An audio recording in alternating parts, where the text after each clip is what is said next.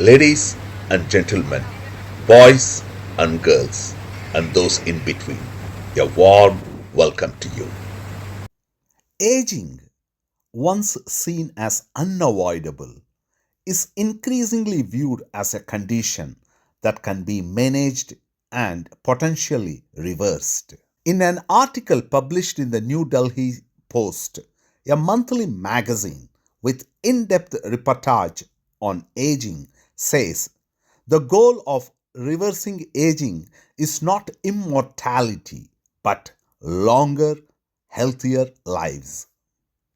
One of the most promising areas of research is epigenetic reprogramming, which focuses on restoring the chemical instruction that control gene activity.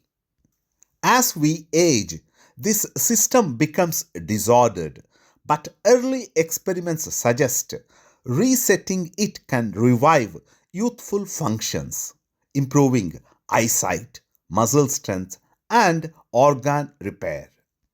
Another approach targets telomeres, the protective caps on chromosomes that shorten over time.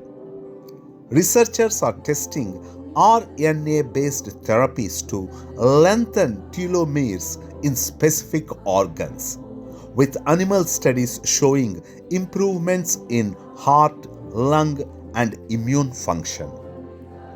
If these breakthroughs translate to humans, aging could shift from inevitable decline to ongoing maintenance, redefining old age as a slower and more repairable stage of life. Death of old age as we know it can be experienced and changed it for slower and healthier process. Ladies and gentlemen, boys and girls, and those in between, I thank you for your presence and your time. Wishing you peace and prosperity.